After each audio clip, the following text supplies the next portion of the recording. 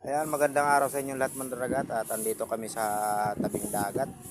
Nagtatanggal kami ng huling alimasag ng aking kapatid yan, si Clip. At ito yung kanyang huli, oh. Halos karamihan mga daragat, blue crab na naman, oh. Malalaking blue crab, matataba yan. Ayan. Ito yung tinatanggal niya, babae naman. Yung mga ganyang may aligi man daragat, pinapakawalan namin yan para sa susunod may uulitin pa kami. Ito na yung natanggal ng kapatid ko man daragat, oh. Halos karamihan blue crab. Ito yung pinakamahal dyan man daragat, oh, itong blue crab na to. Iba naman kasi yung presyo niyan kumpara dito sa maliliit. Ayan. 4 na kilos na siguro yan man daragat.